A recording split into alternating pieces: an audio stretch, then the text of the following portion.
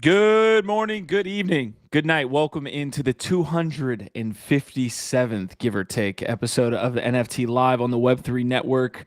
We're excited to have you in here to talk Web3 and NFTs. Instagram canceling Web3. I guess Meta is moving into the metaverse, but also not doing metaverse assets. It's a very confusing situation. Credit Suisse is apparently almost going under. So if you're looking at the markets right now, they're a little blood red. But I'm sitting here with some good homies, Ronan, Gifted.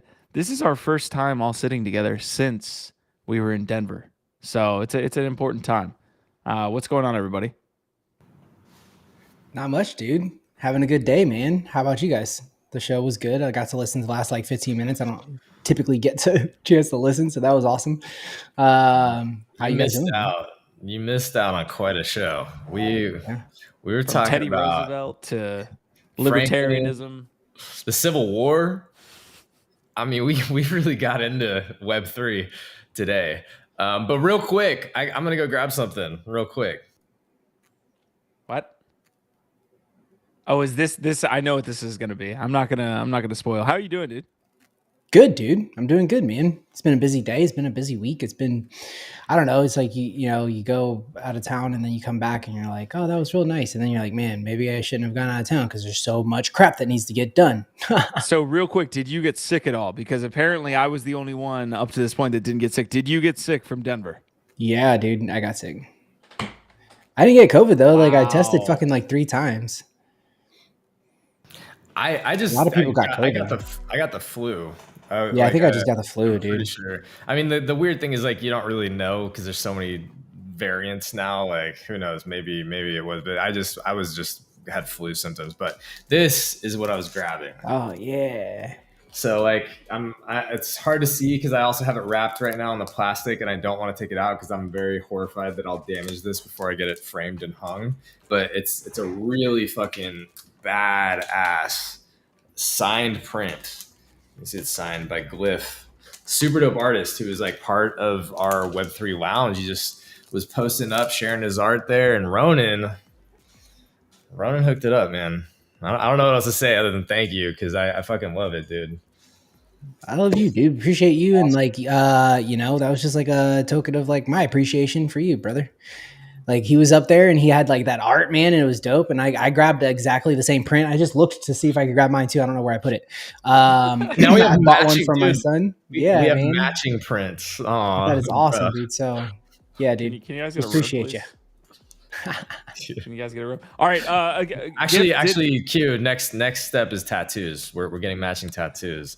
Also, of Gary V. Don R saying, I love this panel. OVOT. Ronan. We had Biggie on Tuesday. We got Ronan or Monday, and then now we have Ronan on Wednesday. It's an awesome week. Feels great. What did you have, Gifted? What's real up? quick, again, since we're talking about some of the fun times from Denver, one of the things that we learned hanging out with an interesting dude named Nick Days is that there's something called the Ink DAO. So I'm curious, let us know in chat if you're familiar with the Ink DAO, and I'm wanting to learn more about it.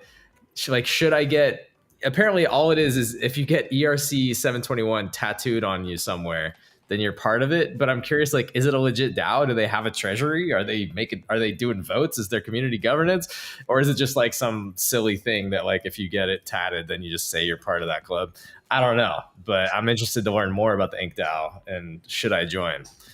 He was also going to a ramen DAO event as well. So Nick, we need to get tied into Nick, make sure he's getting us some information on these DAOs. Don RSC, Mike Erlinson saying time for the Yuga show. It's really not, unfortunately. We thought it would be, but the good people over at Yuga like to keep us waiting post NFT Live. They're going to post a huge, 100%. super interesting, valuable update right when we wrap up this show. That will happen. I am betting my life on it. OVOT from Prodigy, Squashman saying GM.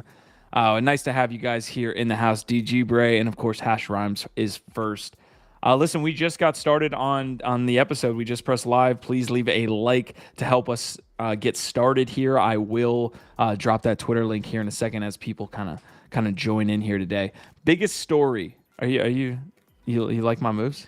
Well, the biggest story is definitely the fact that FDR was actually the first sitting president to fly on an airplane. It's fair. So if you didn't, Followed closely by Sesame Street launching the first NFT on Vive. Have we ever let's gotten go. confirmation if it's Vivi or Vive?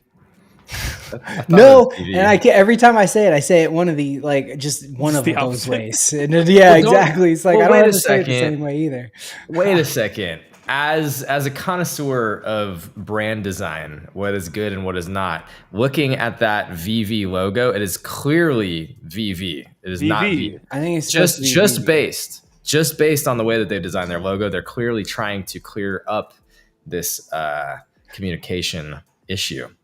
All right. like Well, it. if you're wondering how to make generational wealth for your future generations, Sesame Street says that we're collaborating with Vive for our first collection of digital collectibles is a great way to celebrate the series' enduring legacy and give our longtime fans a new way to showcase their love for Sesame Street and its characters. The It's VP funny- of Global Strategic Partnerships said. Look at that Cookie Monster first. I think it's funny that you're highlighting this as the secret sauce for generational wealth, because I actually think it's Lego Metaverse and Epic Games. That's fair. We will. That is another topic that we will get to here today. Real quick, I'm not getting into Sesame Street NFTs in a state of global financial meltdowns. That's just not how I roll. But if you are one of those people, if you are an absolute degen, and while the world's burning down, want a Cookie Monster NFT, this is going to take place. This mint is going to take place on March 19th. They're launching exclusively on the VV Digital Collectible app. $60 each and 5,555 Cookie Monsters shall be given away. That's going to save us, I think. I like that we're honing in on the specific niche of family-friendly degens. And you know what? I feel like Ronan's part of that. You know, he's got a beautiful family over there. He's still degens.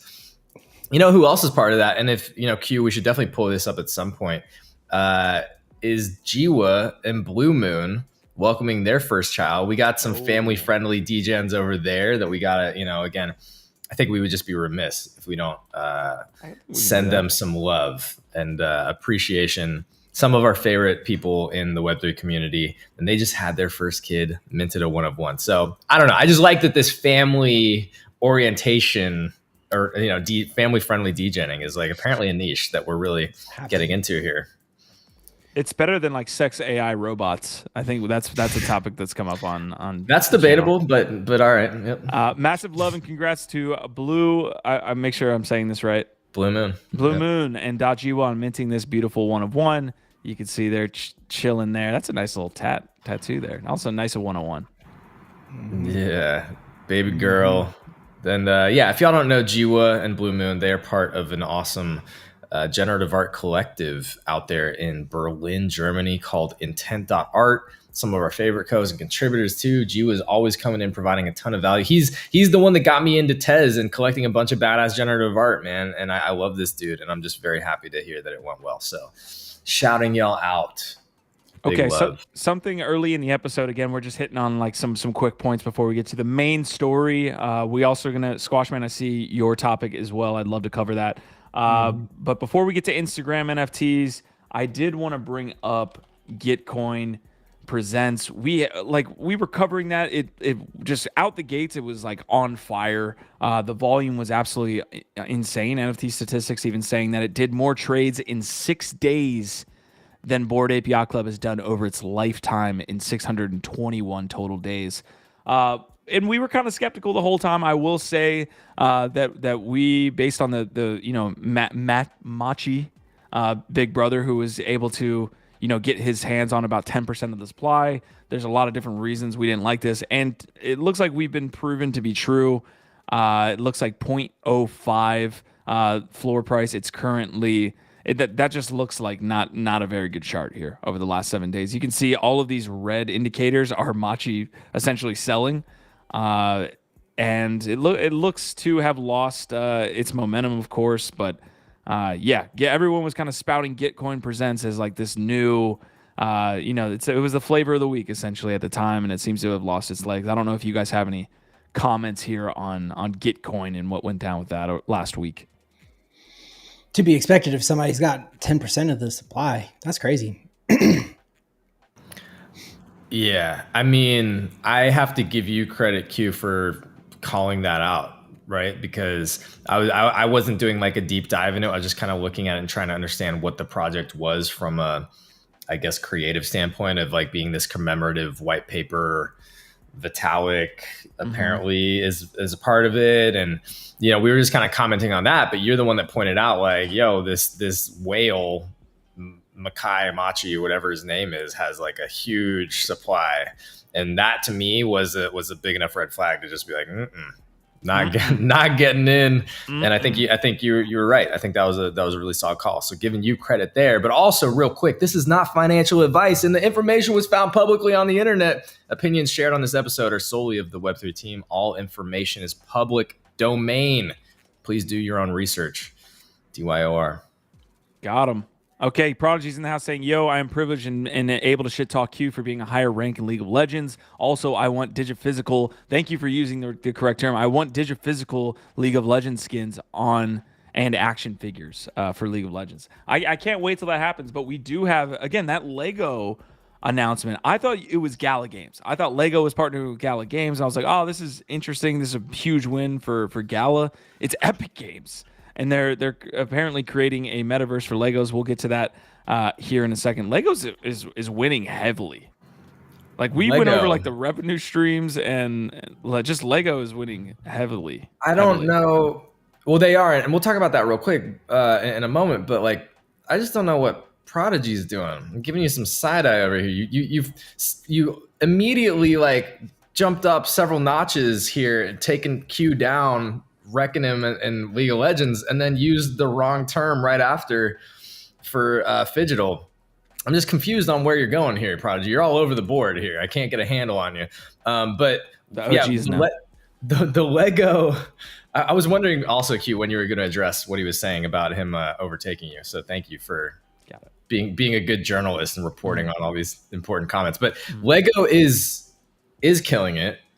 One of the crazy things that we were talking about this morning is that in 2022, they sold somewhere around $8 billion worth of plastic bricks, which is a crazy thing. I believe it's still a private company too. But it's not just the amount of total revenue being almost $8 billion. Again, just mostly it's like 95 or some really high percentage of that is all still physical sales of their toys. But they increased their revenue year over year from 2021, like almost 20%. It's something like 17 or 18%. That's just crazy. Like these are crazy numbers for an old toy company to be doing right now. A physical toy company it's not like, hey, the majority of their stuff is all digital sales now and they've just been scaling that. No, the opportunity for them in the metaverse, in digital, in video games is huge because 90 something percent of their business is still all physical retail toys. So yeah, Lego to me is a monster that is still growing and rapidly. I think this metaverse with Epic Games is huge for a lot of reasons. So yeah. Yeah, well, so we're gonna have the Lego and Epic Games discussion. Apparently, Squashman is saying, unless I missed it this morning, I didn't hear you guys talk about Epic Games also planning to add 20 more crypto games to its marketplace. So no, we did not hear that. But we will get to all of this. Again, we do have that as a major topic. I would be remiss. We're going to do the NFT Go bag check here in just a second, but we do have like breaking news that is kind of breaking the market a little bit. So traditional stock market is plummeting, particularly the European stock market. But a lot of this stuff is tied in, as you know. Stocks plummet, yields fall amid Credit Suisse turmoil. So Credit Suisse, obviously a large investment bank and just large enterprise in Europe specifically, right? I believe they're based out of Switzerland, is basically now feeling the contagion of this, essentially. So if we go down here, Fresh troubles at Credit Suisse injected more jitters in the market Wednesday. The European bank stock fell more than 20%, plunging to a record low after its biggest backer said it could not provide any more assistance. Credit Suisse on Tuesday disclosed in a report that it had identified material weaknesses. Material weaknesses in controls over financial reporting. So we know we've been dealing with the Silicon Valley Bank shit. And I don't know, again, how exposed Credit Suisse was to a lot of these U.S. Treasury yields and all these different things that Silicon Valley Bank got itself involved in. But that is, if you're looking at the markets today, Bitcoin's down 10%, Ethereum's down 10%. That is essentially the fallout from here. That being said, Bitcoin did bounce back after the SVB news of them getting essentially made whole. All depositors going to be made whole by FDIC and the U.S. government. Bitcoin rallied. It's going to perform extremely well. It did perform extremely well in that environment. Does it hold up in this environment when, we essentially go global with this contagion?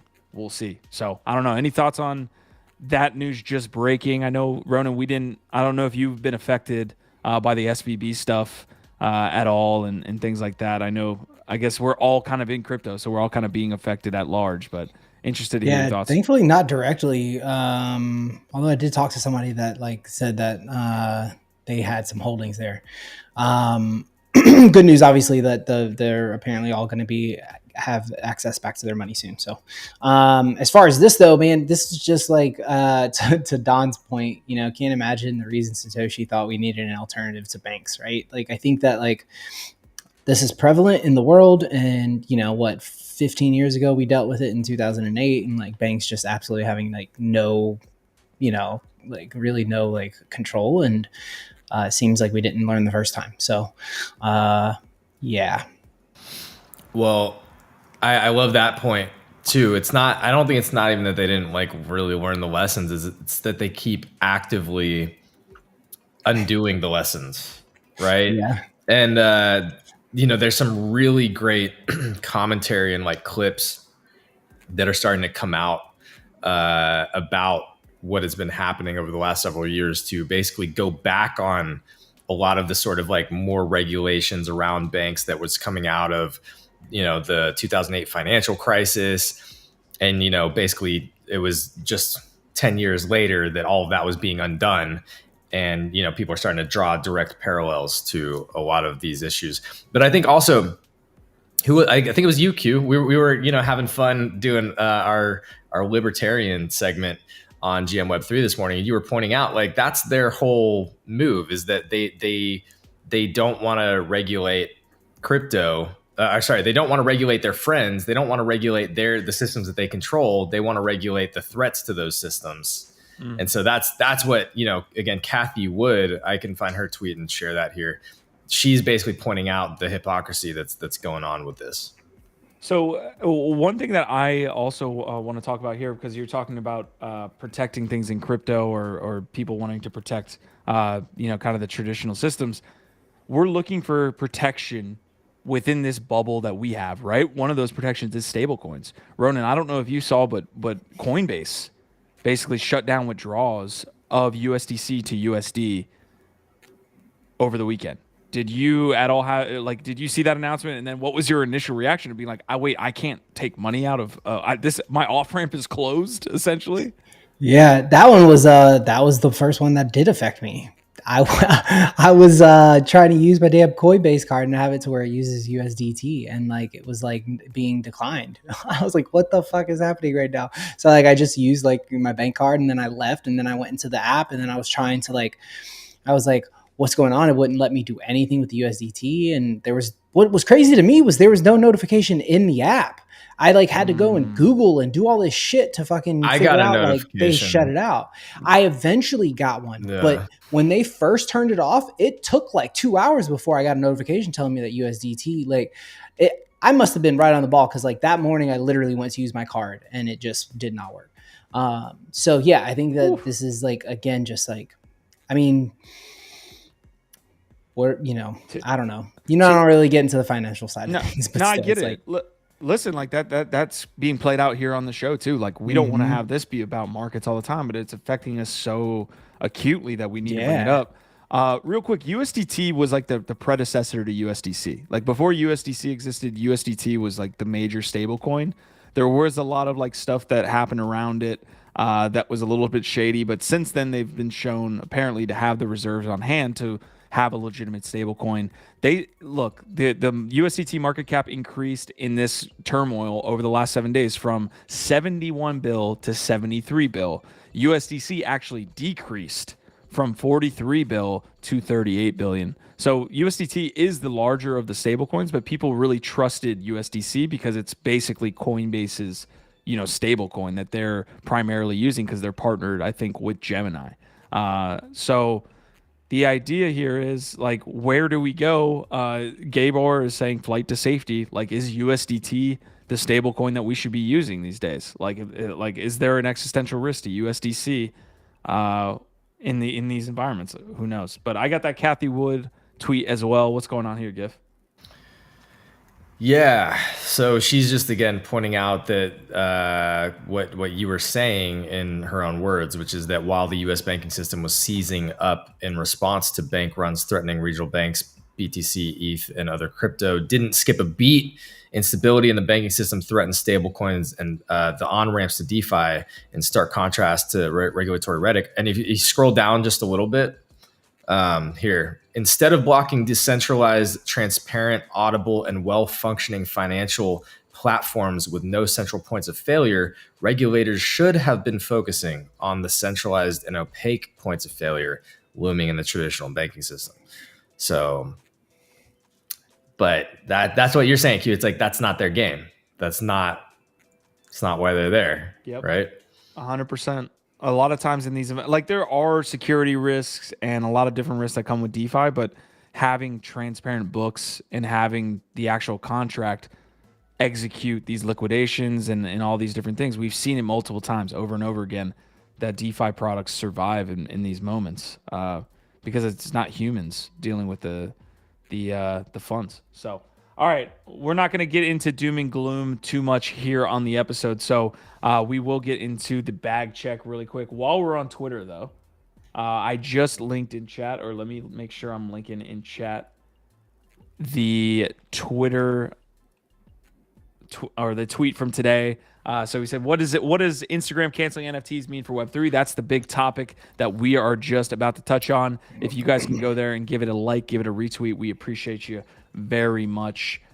Cannot wait to get Ronan's take on this. Yeah. I also have a fun tweet from Motivate that I'll share with you on this one. Okay. Okay, NFT Go bag check real quick, 32. It's kind of, we're crabbing out on that one. We're kind of staying stagnant there. I think down from like 34 last week. Still major losses being held over the last 30 days. Market cap and volume kind of staying stagnant again over the last 30 days against ETH.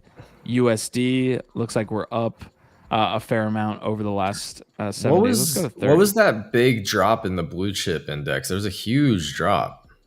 What's that giant drop there? Was that a bunch of people Yeah, that's a pretty steep cliff. My initial thought when it was against ETH was that it was due to ETH's pump, right? Like ETH pumped right after the SVB stuff. But yeah, against USD, there you see the same drop. Yeah, interested in that. If you guys have any thoughts on that, let us know. Let's go down to Monday morning. Yeah, collections and distribution. So CryptoPunks actually flipped apes, as Marty lets us know all the time when this happens. So CryptoPunks has been taking over the top volume last 7 days. Mutant Apes, Moonbirds, Azuki, Gitcoin Presents, Other Deeds, Bored Ape Yacht Club, Clone X, Pudgy Penguins, and the remaining. And then if we go to volume over the last 24 hours, again, wrapped CryptoPunks up at the top. Azuki, Sewer Passes. I am just flabbergasted that we don't have any news. Flabbergasted, just absolutely flabbergasted. It's like 2 p.m. It's like almost 2 p.m. on the 15th. Dude, it's always like 7 o'clock or 8 they're o'clock always at night slow. that they fucking post, man. Getting worried. I'm getting worried. Last 7 days, Blur is killing it here on the trading volume. But on the traders side, over the last 7 days, OpenSea is still dealing with apparently more unique traders, more buyers and sellers on the OpenSea, but the volume is being taken up primarily on Blur. So that is the NFT Go bag check, and we will get to the first story of the day. Interested in what all your thoughts are on this topic, but we will kind of get into it, and I want to hear Ronan's take first because Instagram/Meta. Oh, that's Legos.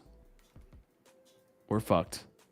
Instagram/Meta made a U-turn on NFTs and is removing Instagram and Facebook NFTs. I didn't know they were removing the Facebook NFT portion. This is the tweet from one of their chief executives.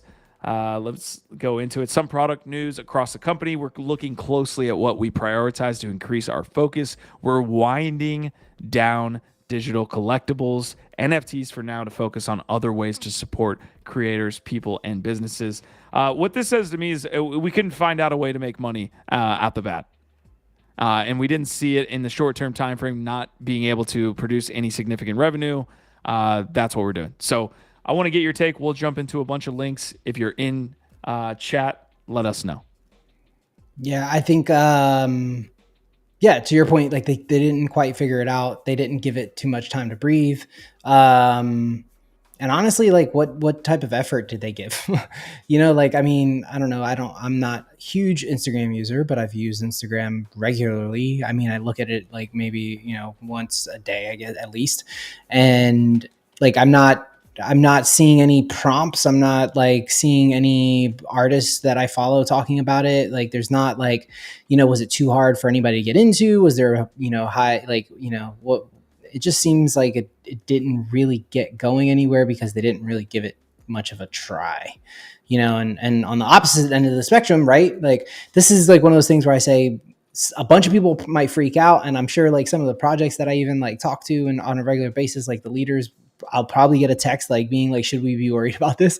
But my response is like, no, because then on the opposite end of the spectrum, you've got, right, this huge rumor about Amazon and Amazon launching an NFT marketplace. And what does that mean? Right. Like, and so for me, this is just one company that couldn't figure it out of fucking millions of companies that are going to try.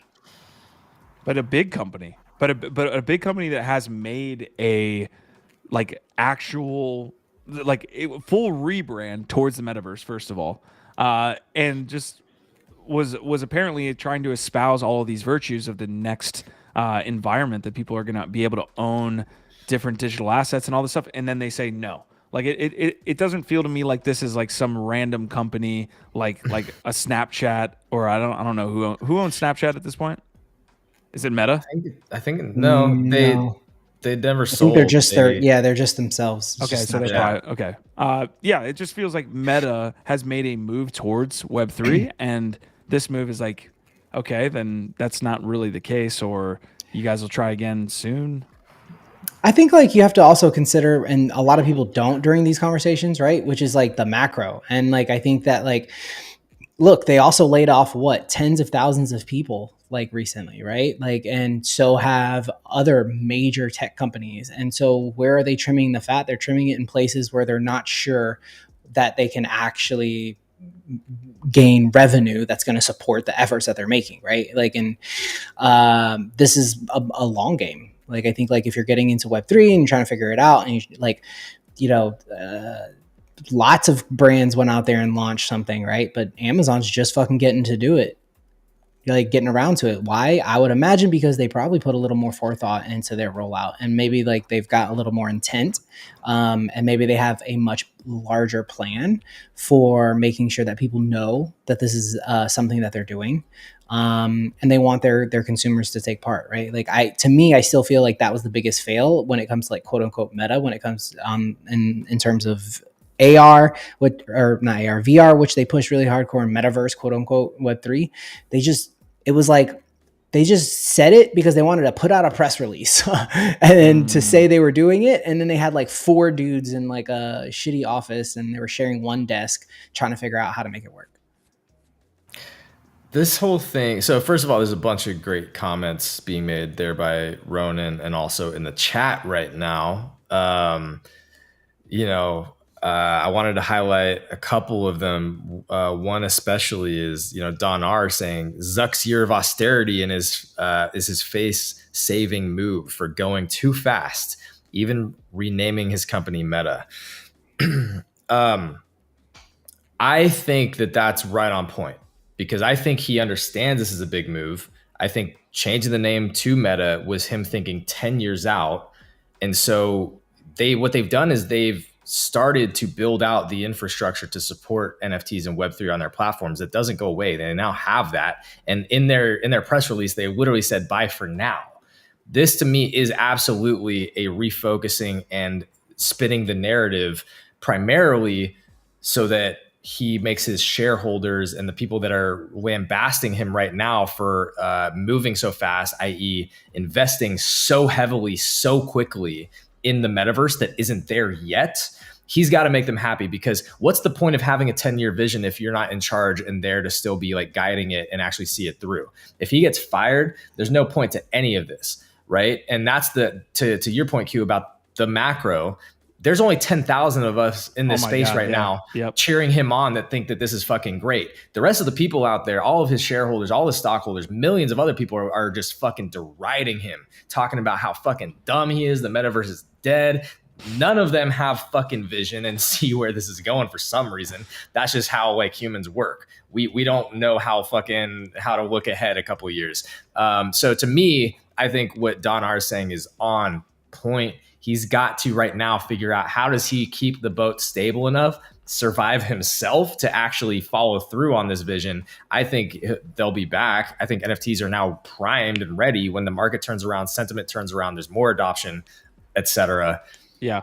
I liked Ronan's point about Amazon, and I think it ties into Andy James on the GM Web3 Morning Show talking about how Amazon has had a history of kind of getting in when a lot of people maybe either there's a rush of interest and then it kind of dies down and that's when Amazon gets in, or they're just kind of first movers in that sense of being like actually setting up infrastructure from a big enterprise standpoint. So really good. The other point to Andy James real quick is that he pinpointed the opportunity for Amazon while Facebook and Meta are kind of like, shirking away right now to kind of, like lick their wounds or kind of like, wait it out or focus on other things. Amazon's going to come in and maybe be able to get ahead and, benefit from this. Yeah. I mean, I've made the analogy on the channel, but you hit on it there as well. It's like if you're doing something first, you're kind of the first on the beach, and the first on the beach gets shot. Zuckerberg is getting like blasted, just like flamethrowering his dead body. Like that's what's happening to Meta right now. He was so early that he is just getting eviscerated on the Meta front. If he can survive, though, I think in a couple of years he'll be looking a lot better to those investors. Yeah. And I think, just Wandering is just making a couple of really great points. And then somebody also earlier on, Squashman is the one who mentioned it. Like you've got companies that are trying to figure it out in a way that makes sense for them and doing it in steps, right? Like you look at Spotify, you look at Ticketmaster. The first comment from Squash was about the fact that Ticketmaster or who was it? Was it Veg Sevenfold?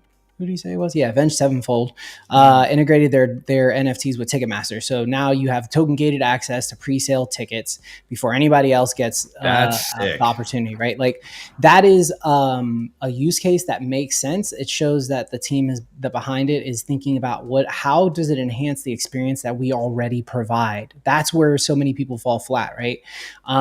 But to the point, that's Ticketmaster. That's a cool use case. He also somebody else mentioned, who was it? Wandering mentioned Spotify. Spotify now playing with the fact that you can unlock token gated content, right? Like through them. Super huge use case, right? And then if you couple that with like the rumor that the billboards are like going to consider NFTs as part of like, the billboard charts and their metrics, we're making strides to this being a real thing. People who understand that have their head down and they're working. You know what I mean? Like that's something that we talked a little bit about in Denver that I think is really like, I don't know. I actually had like an epiphany afterwards. I realized that like, fuck like being a Twitter influencer. Like I just want to be a fucking like tech influencer. Like I want to influence these brands and like how they're applying the tech. I don't give a shit what people think about me on Twitter. Like I'm so beyond that shit, right? Like I know you feel me. And like it's just like one of those things where we're really trying to affect like real change in the tech and the way it's applied to the everyday like consumer. So people will start to actually adopt it and give a shit. And then there's others that don't. And I feel like Meta just is one that was like coattailing like a lot of others in the space. You're hitting on something that I've been thinking a lot about, trying to understand the situation with Meta. And I think that they didn't, it's obvious to just say like, oh, they didn't immediately hit revenue or ROI goals, or like it wasn't looking good off the bat. And like, so there's a lot of work that needs to be done. But I think specifically it's like the product market fit is not quite there. There's new utilities being derived. Like it's interesting to see like, what is this new ERC 4337 standard going to open up as far as utilities for NFTs? How does that now integrate into a platform like Instagram, right? I just think it was to Q's point, they were early in starting to set this up. They were developing during a bull market when everything was looking great and everybody was happy about anything. And now that things are tighter, they've overinvested really quickly and the ROI is not quite there. Announcement. Yeah, they need to find like, what is that product market fit? The utilities need to start to like show a little bit more before they start to like publicly like push this really hard, I think. So I think it's just a matter of time, and both the macroeconomics, the optics of it, the shareholders, the utilities, all these things need to kind of like get more sorted out. Yeah, we're going to stay in this for a little bit longer. You guys have some really cool comments coming through as well. If you guys want to hit on any ones there in chat, let me know. Don R saying that's why they call it the bleeding edge. That's pretty dope. I don't even know if that's true, but that's fucking sick. Ronan, I have a question for you because we did bring up while we were talking about it. Is that why, GIF? We'll think of it as a metaphor. It's literally, if you are at the front of the tack entering the beach, you're going to bleed the most. Yeah. It is the riskiest. It is the most dangerous place to be, is at the very front, trying to make those gains before everybody else and pioneer. It's the Wild West all over again. How much blood was being spilt by all kinds of people. I don't even want to again get into that, but a lot of blood was spilt pioneering the West. So Ronan, I do want to get to this Instagram announcement on May 10th, 2022. If they announce on May 10th, which is the day they put out the tweet saying Instagram NFTs, when to the timeline point, it's just a horrible launch. It's kind of like Coinbase launching. Like these all feel like they were just a little bit late to catch on to the zeitgeist that was already kind of waning, right? Because Coinbase is another one where it just showed like how insular the community is. Like Coinbase had all of these users. That was the thing. Like, look at all these users that trade on Coinbase. Look at mom and pop that trade on Coinbase. If they just add an NFT feature, it'll blow up $700 in volume in 24 hours before. You know what I mean? Like, so on May 10th, when did they decide they wanted to, if the announcement came out on May 10th, when did they start like production on this team, essentially, you think? Way before that. Yeah. Like 6 to 12 months. Like, I think that's like typical. Like, I think it's more so of like, where were they in their process, right? Like when you announce something, you're getting ready to like roll it out. So it's like, how long did they put into it? Maybe those motherfuckers were just sitting around for 6 weeks before, like, hey, maybe we should just let people NFT their shit. And that's the other thing is like, who had access, right? Like how many creators actually had access? I don't know. I didn't try to go through the process, but like, I know at the beginning, not everybody could do it. And if not everybody could do it, then it's only benefiting like certain people. And then if you have to go through some application process, how long is the process? How long does it take to get to it? Like these are all barriers, right? That the tech has that like, or maybe their process has that could deter people from using it. And I think massive companies like that, they're probably not looking at like the financial ROI necessarily by itself. I do think there's a lot of other metrics that they make decisions on, especially if they're really dedicated. I really feel like Meta just kind of dipped their toes based on the metrics, the use cases, how much response they got, how much interest they got from, artists using their platform. Then they probably were like, well, maybe now is just not the right time, or maybe we didn't do it the right way. So I agree with all of that. interesting to me to sit back and think about how I feel like I have a better understanding of the corporate business brand why than I do for the retail end user why. And I think, you use Coinbase as an excellent example of another company that clearly didn't have a great strategy. They just said, hey, we're people love NFTs, so let's create an NFT marketplace, and basically created a very uninteresting, unoriginal derivative of OpenSea. It was just their own version of OpenSea. It didn't meet a new need. There was no understanding of like, why am I going to now go to your marketplace instead of OpenSea or Blur or any of these others? The why just wasn't there because they didn't spend enough time strategizing, actually developing a unique product to fit a need in the market. That's exactly what Meta did here. Is they just said, well, we just do NFTs and then people like NFTs, right? There's no understanding for why I am using NFTs with Instagram. I have no clue why yet. And so the fact that they didn't spend more time coming up with like, hey, here's some really cool use cases and needs that we can address with the technology and focus there, and then educate and onboard people why they should use this shit. That's horrible execution. And again, you can look at things like Starbucks or Reddit as examples of good execution, where they did something interesting and unique and provided some kind of new need and communicated the cool thing and why you want to do it. So I don't know, man. A couple other comments here. ES Watchdog saying Instagram has no business doing NFTs unless their balls are big enough to manage a no-fee marketplace. They need to tie everything into Meta, which has like 0 users still. Well, see, that's an interesting. Never had an Instagram account and never will. That's an interesting point because they started off on a horrible foot where they presented like the marketplace with a rev share agreement that already was out the door, and kind of like from the get was just making creators skeptical of like, what are you doing here? Right when royalties were getting like fucked around with. Yeah. They literally came out with almost like a 50-50 split that like creators are just like, that's not Web3. That's not why we're here at all. But then literally leading out of the gate with like, that is your sort of intro into Web3 and creating, your own products. That's the worst strategy of all time. Like, again, why are you telling us about your goals as a corporation, your organization, about, hey, we're going to be doing our marketplace with a 50-50 split? It's like, bro, that doesn't make me want to use your shit. That doesn't tell me why you're good for my life or creating a value that I need. It's fucking ridiculous. I don't want to get lost in this combo. I feel like we've touched on it and seen some good comments come through on it as well.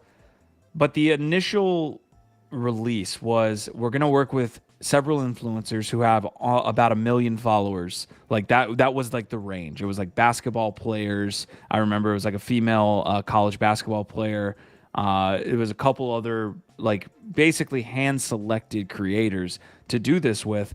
And it was like a secondary what's the word I'm looking for? Like drop down, essentially. Like if you went to her profile, there was a third section where NFTs would exist, and the picture would like jiggle and shimmer. Like that was the feature, was the picture like moved a little bit, and that's what let you knew it was an NFT.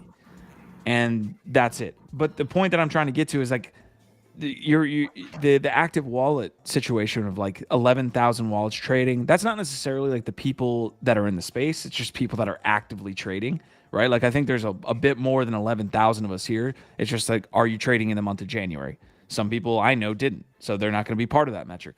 That being said, monthly active users, small area here, and it's very clear that nobody on Instagram gives a fuck. Like it's just because they haven't told them why to give a fuck. Thank you. Yeah, because they haven't, like, you got to tell your consumer like why should you give a shit about what we're doing, right? Like Starbucks. Don asked about this in chat, so I'll answer. Like Starbucks, I think like what they did was they communicated very clearly what their purpose of getting into Web3 was. Like they came out the gate with like, hey, we're doing this thing called Starbucks Odyssey. It is going to basically be in line with our loyalty and rewards. We want to reward people for engaging with our brand. Like, and we're starting it small, right? They rolled it out in a beta, so the expectation was small, right? And it was very well thought out, and I think that matters, and you're telling consumers why they should care about like the thing you're doing, and you're doing it slowly, pace by pace. The first one released in the late end of November, early December. They just released their second one like a week or two ago, so like, or three maybe. They're taking their time, right? And they're thinking this shit through, and every time they do something, there's purpose. So I think that like that's what's missing from Meta. Like, why does the person who is scrolling Instagram on a daily basis care about the digital collectible? It's a conversation that I have with a lot of different brands. It's like, like we had the convo about Porsche. It's like, why are you doing fucking basically a PFP project for Porsche? You're a car company. Why would a car enthusiast care about NFTs? And what can you unlock with the tech as a car company, right? That's playing in this space, and you can confirm digital authentication and ownership. So like, that's what you have to like get across. And then once you figure it out for your brand, communicate that to your consumers. You guys should be paying Ronan for this advice. Somebody should be paying me for it. Thankfully, somebody is. Yeah, someone is actually. All right, but Marty McFly is saying if your mom is not in NFTs, then it's too early for Meta to be involved. EOS Watchdogs is saying if they can gamify NFTs and add value through utility, then it's a win. These platforms like Facebook and Insta are useful in those ways. Speaking of Porsche, let's jump into a couple different collections here that we've been following. We already touched on Gitcoin. Porsche is still about 2 ETH. So it's like let's even zoom out here a little bit. I think it got to 3 ETH. That was like the high on the Porsche floor, but it's still around 2 ETH. Like, it didn't have any necessary crash. I know they cut the supply. That has a lot to do with it, I think. But any thoughts on Porsche? And then I'm gonna move on to sewer passes because we still have no fucking update from the other side. Well, maybe if you follow them, Q. That's this on NFT Live. We don't follow shit on NFT Live. We're trendsetters on that. No, just kidding. But yeah, we'll touch on super passes here in a second too. You have any thoughts on Porsche or these anything? Anything you want me to pull up? I'm on NFT Go. Yeah. I mean, I would love for you to pull up 12 Pepe so we can see how that's doing. A lot of also, like right here. A Kid Called Beast seem to have been holding well. I'd love to also try and understand why Doodles just is getting destroyed right now. And then the other one that we've been hitting on that I think is, for whatever reason, holding a floor way better than a lot of the others that you might expect, like a Doodles and a Moonbirds, is Azuki. So. Yeah, you're constantly like perplexed by Azuki's like stability at this point, and rise. You're just like, well, Azuki, we shouldn't even talk about it. It's got. This is the thing. You've got Azuki is one of those where it's like you got a list about this long of like things that are good, and then a list like this long of things that are bad about Azuki. And while some of us have like, I don't know what you would call it, but like care about that one little thing enough. Doesn't necessarily mean anybody else does. Yeah, you want to be right. You want to make money. I have that mental hurdle as well. Exactly. And sometimes it's like, do you want to be like a good person, or do you want to make cash? I've put in bids on beans and like different things to see if I can get in at this point. Cause yeah, I kind of gave up a while ago on this, like trying to have something against it. If it's doing this well, it's going to be around for a long time. And I think the surprising thing to me isn't that it's like still here doing all right. It's how well the floor is holding in comparison to a lot of the other quote unquote blue chips. Real quick, I'm going to throw in the so this is sewer passes. They're sitting about at 1.6 floor for the tier ones. It looks like tier 4s are getting bids. You can see like just in the past day. So like literally in the past probably 10 hours, you can see all the bids being placed, and all of these like high bubbles are going to be probably tier 2s, 3s, 4s. So it looks like in literally the people are like trying to buy into the hype here, and they'll likely sell the news or something's been leaked about what the hell these reveals will reveal. We don't know if that means there's going to be a reveal for the key either, like the main key that Mongrel was able to sell for $1.3 or $4 million. I don't even know who bought. Do we know who bought that? Is it like a random account? Yeah. Are they doxxed? No, yeah. It's like a dude from Jersey. Classic Jersey. I checked out his Twitter. He's like a family guy. Like he seems like actually a cool dude to like have to get to know. That was interesting. I did not expect that from went down the rabbit hole. Yeah, that was quick. Bitcoin NFTs. Do you have any problem with proof of work energy consumption? Ronan, we didn't have the 12-fold discussion. GIF, I will pull up 12 Pepes for you. But Ronan, did you have any 12-fold takes? Did you like the art? We were like debating the art and whether it was actually not a scam, but kind of a rug. I don't think it's a scam. It's not a scam. Or a rug. It's just not. That was the debate, though. That was the debate. Oh. You were on one side of that debate, but people were like, "What the hell is going on here with this 12-fold art?" They developed it. It's rapid iteration. They did it fast, and so the quality is just not the craziest quality. It's okay. It's GIF. You had your take yesterday. You had your take on Monday. Let's get Ronan in here. No, I don't really have too much to say about it, honestly. Nothing. You're right. You're riding the company line on this one. I didn't keep up with it like enough to like really like have like if I'm not educated about it, then I'm just not going to speak about it really. And I just didn't keep up with any of that stuff, so I don't really have much to say about it. Damn. Yeah, that's not how life advice. Yeah, that's not how the crypto NFT. That's not the way the internet works. You're supposed to know about everything and speak like you're the effort. No, you're not supposed to know about everything. You're supposed to talk like you know about everything, whether or not you know anything about anything. That's true. That's tomorrow's problem. Actually, if you're not there, you have the better take. You have the unbiased to take if you're not there. So that's what we've learned. Yep. All right. Sewer passes. We're still waiting on a yacht club. Ronan, I know you do have to get out of here probably in the next 5 to 10 minutes. I want to get to this Lego in Epic Games news a little bit. Do you have any other topics you want to hit on before we leave? Like ChatGPT is another one. No, the Lego thing is probably what I'm most interested in. Okay, we will touch on that. Any thoughts on the question about proof of work energy consumption for Bitcoin NFTs? A lot of Bitcoin maxis were complaining about this as well. Like you're filling up the mempool with essentially NFTs as inscriptions. We saw that play out with ordinals, obviously, but like that's data that they don't view as valuable. And that's data that's being mined into existence, of course, and it takes energy. Any takes on energy consumption, proof of work? Man, we're human beings. I mean, we waste energy on a lot of really, really, really dumb shit. And this is like innovation, it's tech, it's history. To me, it's like it could be wasted on a lot of other shit. And so, I mean, not to say like, hey, you should be wasteful just to be wasteful, but I'm just saying like, sometimes I weigh things that I'm like, hey, if I've got an option of this or that, like, which would I would prefer that we continue to push the envelope with the technology to see what it's capable of.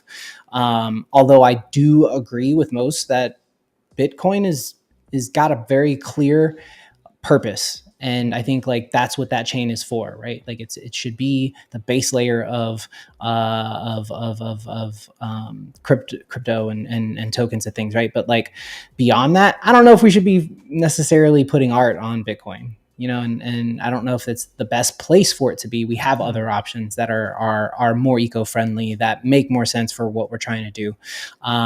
Although I am definitely with whoever said it in chat, I am kind of a fucking on-chain maxi at the same time. At times, you know what I mean? I really do like appreciate pushing that tech forward.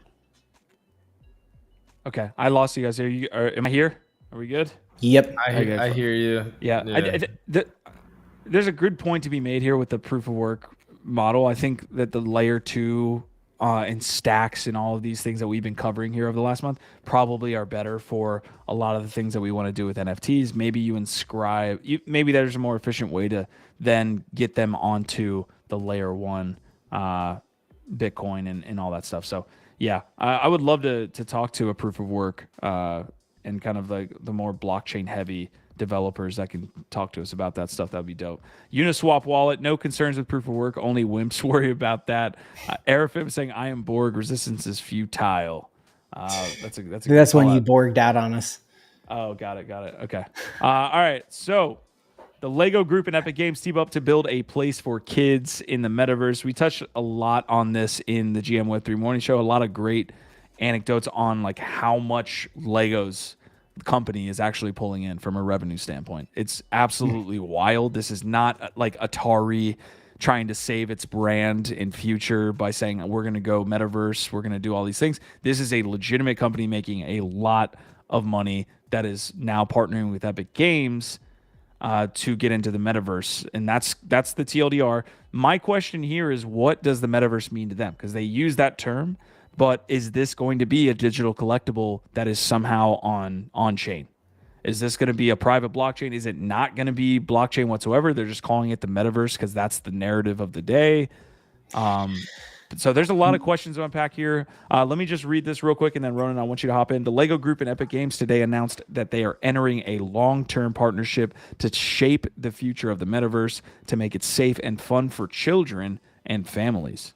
The two companies will team up to build an immersive, creatively inspiring, and engaging digital experience for kids of all ages to enjoy together. Yeah, I think to me, the way that reads is like probably like a Roblox competitor, right? Like they see the option there.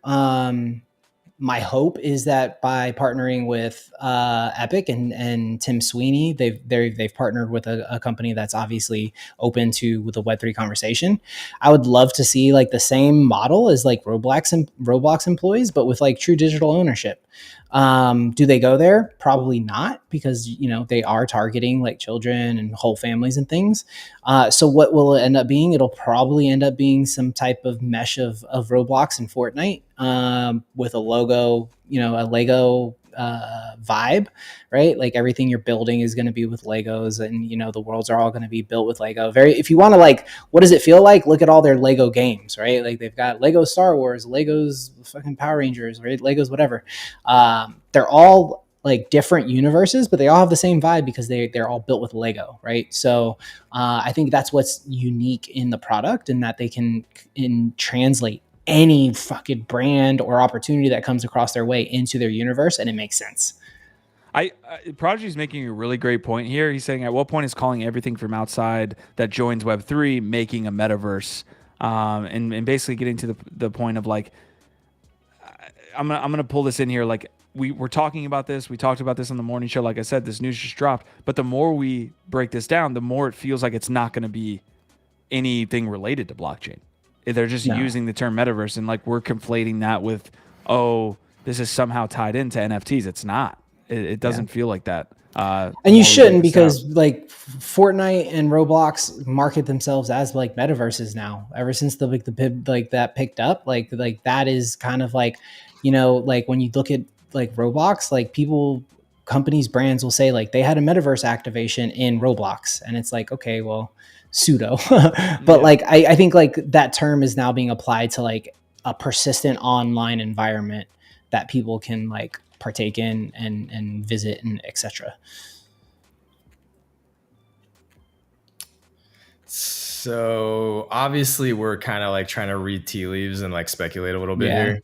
I think that it could go either way, but I wouldn't be surprised if they did have digital collectibles, DLC content that is some kind of marketplace, driven, that might have a blockchain layer.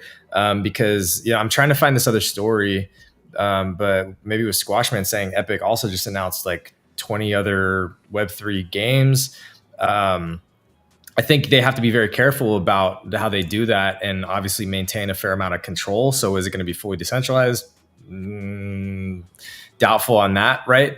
Because it is family friendly, probably not, to your point. But yeah, I also just want to say, like, I agree with exactly what you said about it being like a Roblox meets Fortnite with Lego vibe. I think that that's probably on point. But yeah, how and where does NFT tech or blockchain factor in? I just don't know that we know. But I wouldn't say it definitely won't be in there anyhow. I think like having digital collectibles that you can own in their games is something that they've probably been looking at very heavily and developing ideas around. And if they're moving there, then there might be a reason why they're calling this a metaverse, right? So I just wouldn't count that out entirely yet, even if it's on their own sort of like intranet chain or something like, you know, their own marketplace that is also interoperable on some of their other games or something.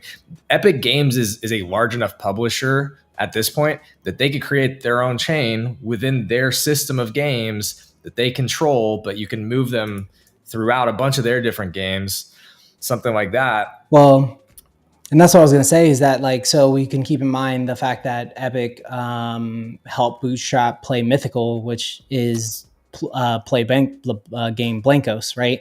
That is a Web3 backed game where you have full digital ownership of your digital items.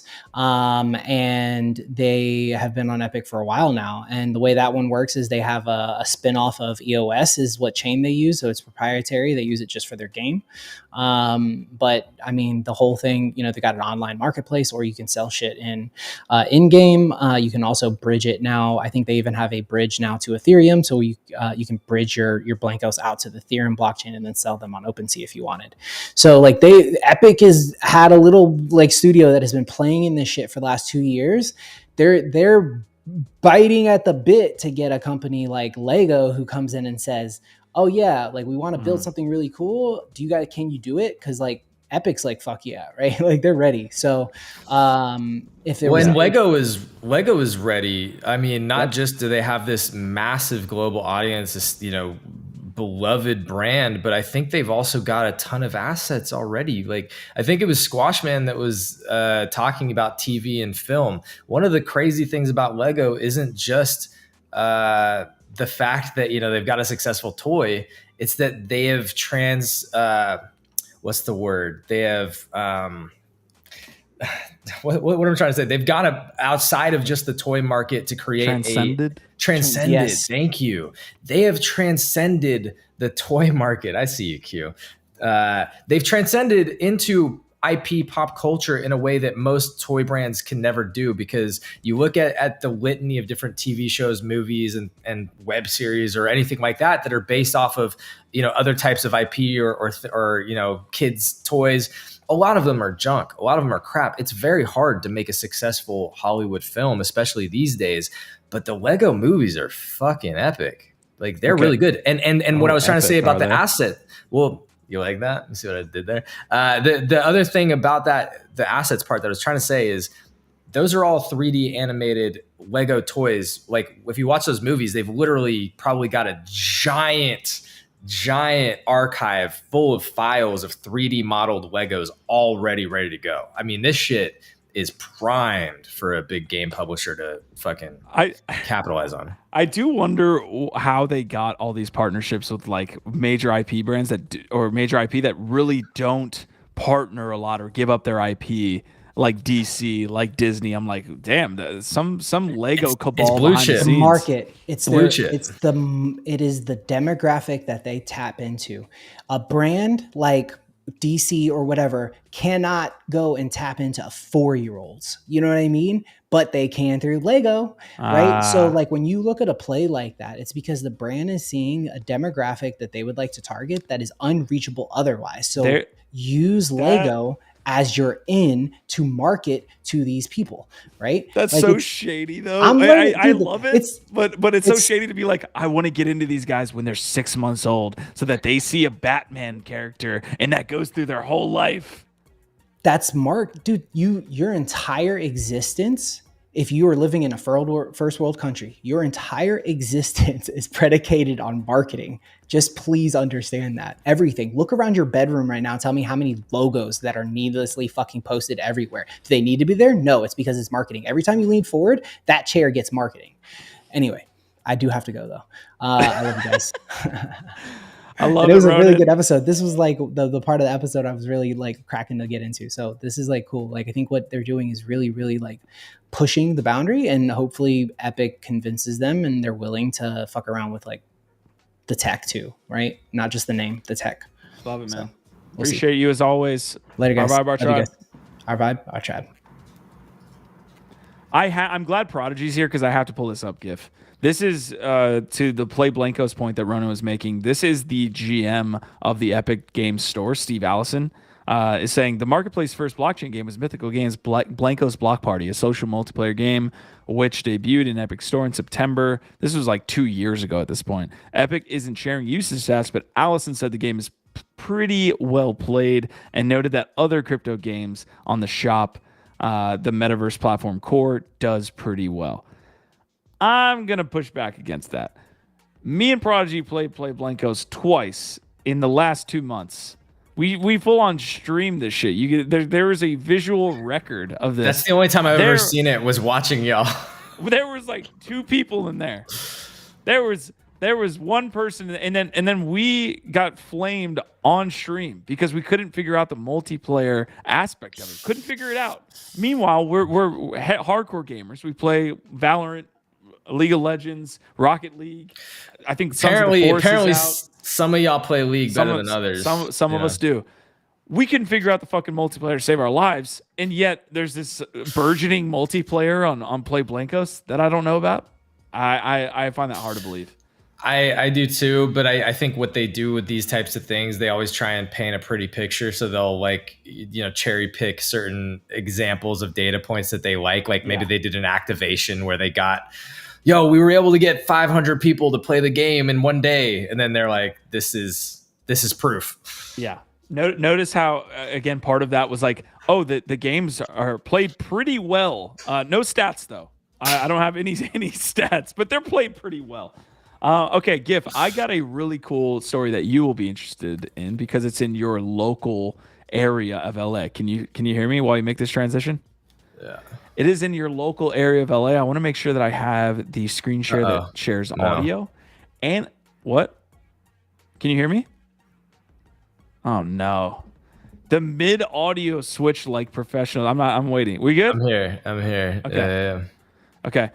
For those of you that are still with us that want to hear from me and Gifted and aren't just here for Ronan, this is a great story for Gifted because Animoca Brands is launching a Web3 members only club in LA, and of course we'd love to hear from.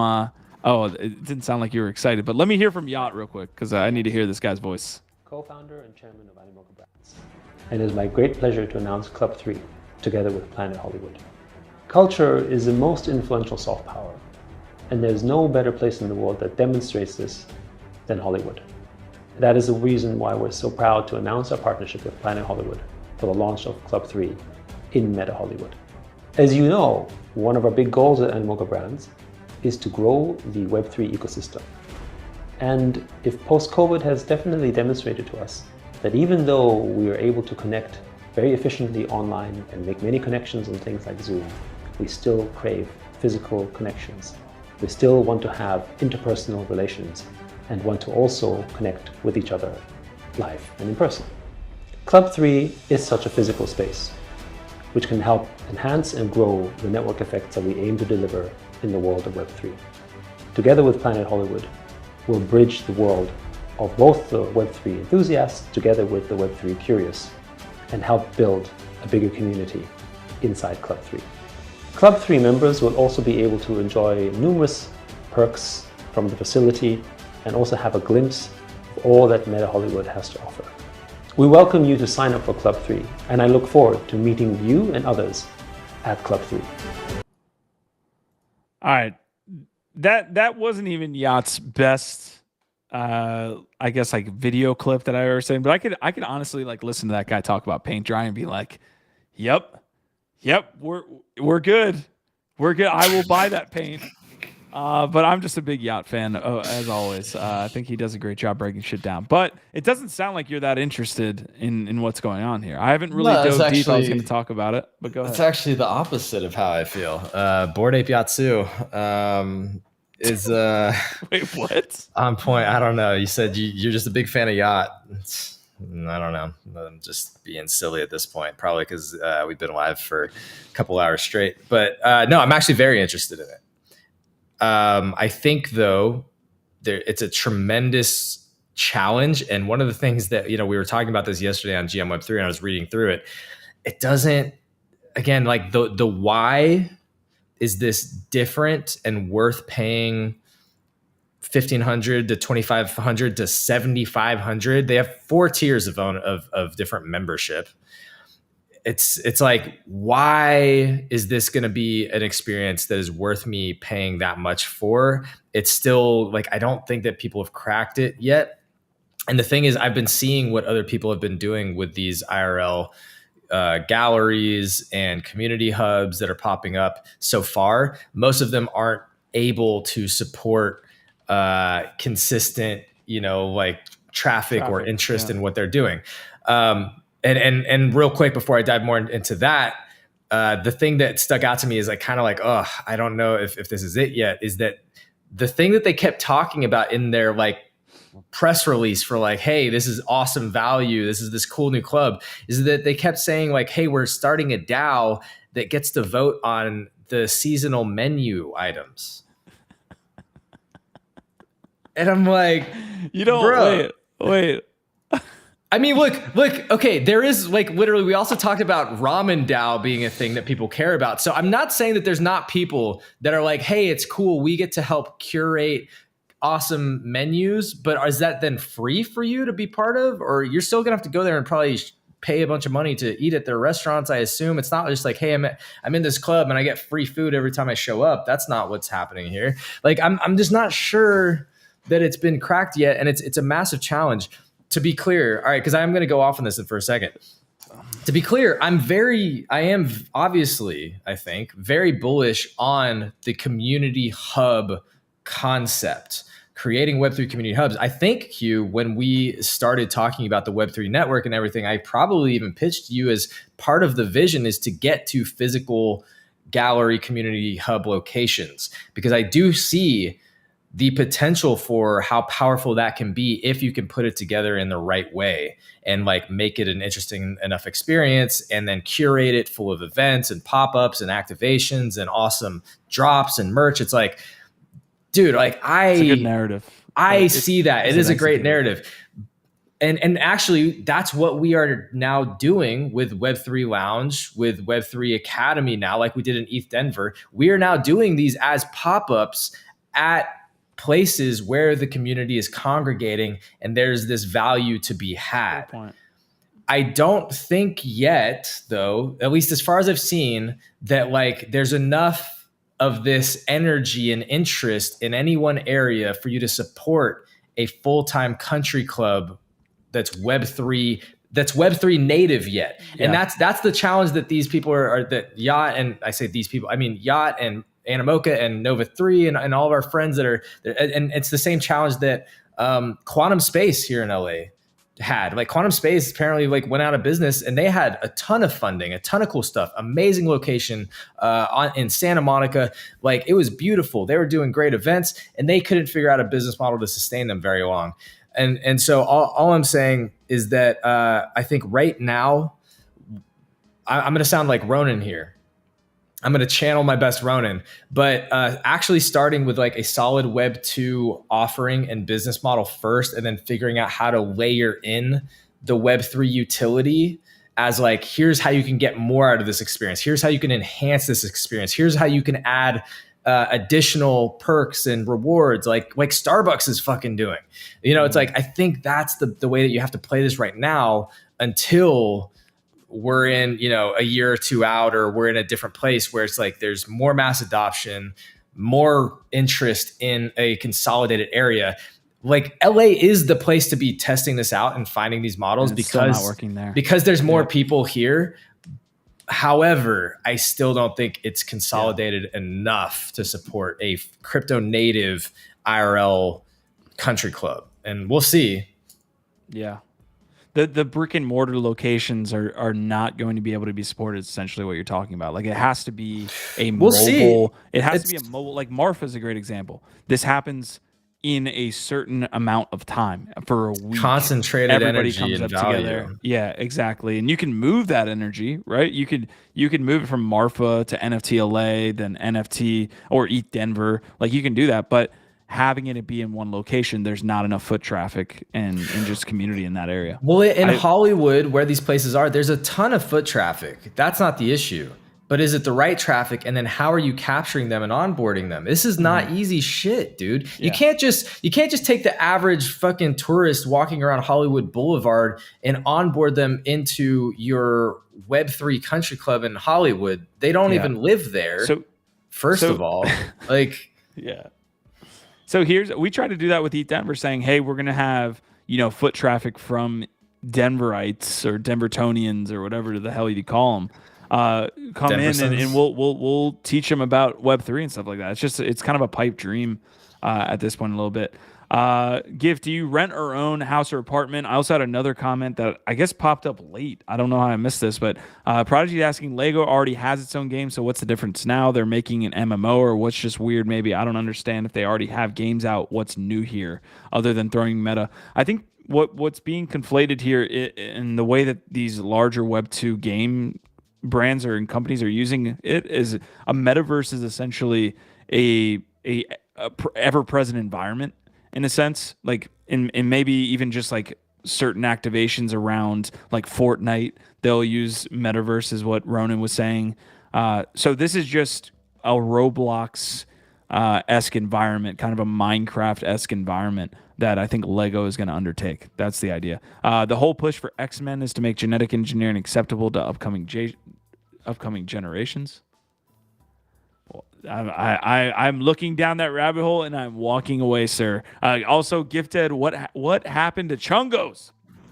Chungos are still chungoing pretty hard, but it's just, they shot up. They've come back down. They've hit a floor. Blur trading is doing what it does and undercutting floors. But like, I'm holding a bag and like, I'm excited about where Chungos are going to go.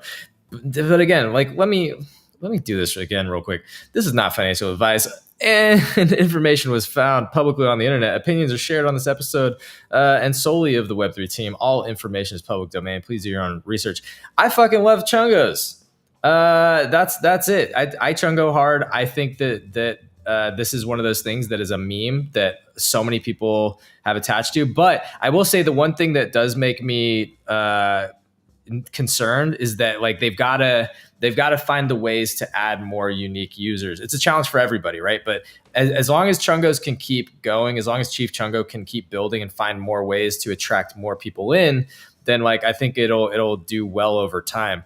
The challenge here is that they've got around like 27% unique owners or something like that. Like it's less than 30% unique owners, right? So it's pretty concentrated. Yeah, 27% unique. This is the thing that I've been watching with them the most is like, how do Chungos get out of the Chungo and start Chungoing to more Chungos? That's basically where Chungos are at. That is the equation. I fucking love Chungos. Dude, the Chungo mansion party was fucking sick in Denver. Getting to meet Chief Chungo was an experience. Let's say that. I will say they've been able to accumulate an interesting amount of individuals that are passionate. Passionate, but also have a little bit of influence. Like for some reason that they're all kind of congregating around this project in this community. They're not going to stay forever. You know what I mean? Like you can't just have them be in the community forever if you see the project consistently not develop anything. I don't know, man. It's still been only like a month and a couple weeks since they launched, man. Like I'm on it. I'm not saying they're not going to do this. I'm not saying they're not. I'm saying that they need to do these things, or the cool individuals, the cool community that's been forming around this is going to fizzle out. Let me put it this way. Not only do I think the art is silly and fun and a wonderful meme, I like how colorful it is. I like the humor. I like the amount of ridiculous memes. I like the prayer. I like the Chungo song. I like the vibes. There's so much stuff that I like about it. But not only that, I like the narrative of Chief Chungo himself. It was literally a dishwasher like a month and a half ago, washing dishes at a restaurant. He's like a lifelong artist who's now again changing his life. This is again what brought me into the space, was the ability to impact creator communities live. So I love the narrative behind it. I love having a legit artist like that cares deeply driving this thing. Like this changed his life. You know what I mean? Like he's gonna be tied to this thing. he is going to want this to succeed because this was the thing that took him from being a dishwasher to now pursuing his art full time in his life. I love that. And yeah, as a founder myself, I really empathize with him, and I will say this: I want him to succeed. And I think that a lot of people in the community, part of the passion is that they feel that good vibe. They want this guy to succeed. Yeah. And I want Chief Chungo and the Chungos to fucking win. And that's just how I feel about it. So not financial advice. I'm a Chungo, and I'll be Chungoing for Chungo. We've been in the NFT space long enough for me to feel comfortable saying this, but NFT projects can and will continue to be successful if they can create and foster a narrative, but that you have to strike while that narrative is hot. You have to strike while the iron is hot, or else it fizzles out. And I'm not, this isn't towards Chungo at this point. This is just in general. I'm just seeing that Chungo picked on a really good narrative. They hit the timing correct. They have still a great community.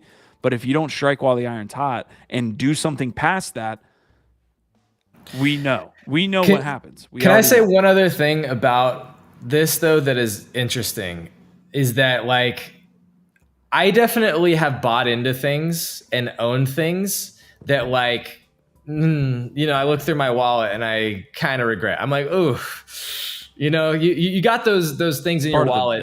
Yeah, it's part of the biz, but you definitely have things in your wallet that you don't even want to look at. You're almost like, do I hide this one? You know what I mean? You're maybe hiding some. You probably got a couple of those. The thing about Chungos is that literally, even if this one goes to zero, it's a cool story. I still fuck with it. I would still show off my Chungos and make dumb jokes and hang out with them and share fucking memes and say Chungo, even if Chungos went to zero. And that's the thing that I think is interesting and powerful about what they're doing from a community standpoint. How do you get more people in that environment? To your point, less than 30% ownership. How do they get to the next step? That's the piece. I think we're aligning on that. All right. That's it for today's episode. We do have 12 Pepes. If you want to hit in anything on 12 Pepes, I got them pulled up. Otherwise, two topics that we will touch on tomorrow.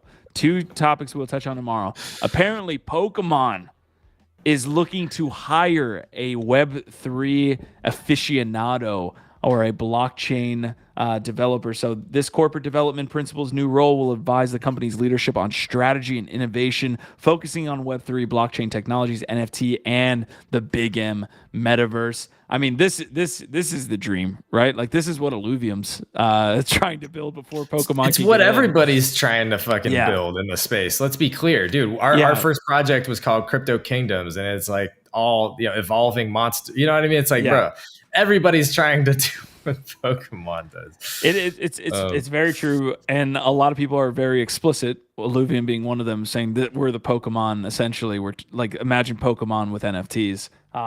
So can they say that though? Can they say that? Or they're probably like, we are the Monopoke of NFT. I don't know. I think he said the word Pokemon. So apparently he's Kieran is just on the Wild West, as they will. The other news that we didn't touch on today that we'll get into tomorrow is going to be ChatGPT 4. This is a really cool, I didn't plan this at all, but Donar saying any sightings of farmer Crypto Buffalo. Missed that dude. I had a call with Crypto Buffalo on Tuesday. That we are bringing him on the channel. We are potentially bringing Matt Wolf on the channel. Matt Wolf is absolutely blown up, by the way. He's got 100,000 subscribers on like AI content and things like this on his channel. Yeah. So potentially we can bring those guys in. Buffalo is definitely focused on AI, but also the intersection, I think, between crypto and AI, because a lot of our conversation, and this is, we can leave this till the next day, Gift Ed, but based on my conversation with Buffalo, which he's obviously super energetic about where AI is going, and this is going to be the next thing, and that's the example that's always thrown around. It's like ICOs were 2017, and then DeFi, and then NFTs, and now it's going to be AI. And my question to that is, within ICOs, DeFi, and NFTs, there were investment opportunities to take advantage of if you placed yourself in that on the front lines. For me, at AI right now, it feels like efficient tools to help companies grow, to help like you can have efficient assistants that maybe even displace jobs that people are doing in companies. Like I see all that. I see the use case of AI. I don't see the investable opportunity in AI like I saw in those past 3 cycles. But Buffalo's point, I think he touched on a little bit, is there's going to be an intersection with crypto and AI. And maybe that's the investable opportunity. But I know that's an open-ended rabbit hole, but do you have any thoughts there? I haven't spent enough time looking into AI and crypto, the cross section there yet to have It doesn't exist a lot that to say well. on it. Yeah, well, no, dude. I think even on this show we covered like there was a project that was an NFT project with like AI brains that like did certain things. There's also, dude, Warp Sound, one of my favorite collections. I love Warp Sound. That is an AI music NFT. It's like there are places that it overlaps. I don't think to your point that it's like a fully developed niche yet, and so I'm very excited to learn more about what Buff is doing there. The one thing you mentioned is like, yeah, it's like business tools and like business integrations is definitely huge, but also a lot of retail applications. Like people build, like, again, dude, what was it? Lenza, bro. Lenza was fucking brilliant. All they did was capitalize on everybody's need to like see cool photos of themselves and have content they can share on their fucking Instagram page. And they just took a fucking API from like Midjourney or something, put it into their own app and said, hey, we just trained a model to take your selfie and make you a bunch of different cool ways. Made fucking millions of dollars with that little, consumer retail application that they just made. So that's the other thing that is really interesting about AI to me from a business standpoint. I don't have much else to say on it. I'm stoked that Buff is going to be coming on and maybe Matt Wolf too. That's fucking cool, man. Yeah, congrats to the success on that front, Matt. Don R was saying, my son, a leading game theorist, tested GPT-4 in front of me yesterday. Scary good. We had that convo on GMWeb3. If you have any game theory books, I would love to hear any game theory literature that you've got. Mech are doing AI land environment for Game Land. Niantic is being used in Pixelnix to do GPS music game. Imagine someone from even like 1975 reading that sentence. Niantic is being used in Pixelnix to do GPS music game. They'd be like, what planet have we blasted off to and are talking on right now? But yeah, we can do a little bit of that tomorrow. Bring your AI hats tomorrow. We can touch it a little bit on the Chat GPT 4 release there. Hopefully we get Buffalo on relatively quickly, maybe next week, and we can talk about that. Otherwise, this has been, again, the 257th episode of NFT Live. Excited to bring you the 258th tomorrow. Bro, salute to you, Q, and all of the homies that are part of this amazing tribe that are, here during the bear, man. We're deep into a bear market, and people, like, we are still here showing up. You're still here, Q. 256? Is that what you said? 257? Sheesh, bro. That's wild. That's something to be proud of. That is something to be proud of, man. And I just have one thing to leave y'all with, which I think is the most important part, and that's that FDR was actually related to his wife and 11 other presidents, distantly related, but he was related to his wife. Who would have known? Come back and that for more alfalfa on history. God, we are just having an aneurysm at the end of this episode. Guys, we'll be back tomorrow, hopefully with more Roosevelt family history trivia for you guys. Thank you so much, our Vibe, our tribe.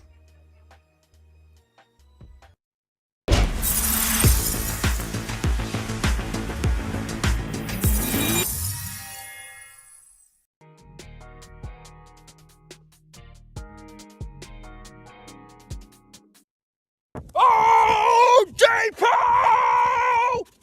You're turning on the burr again! Let's fucking go!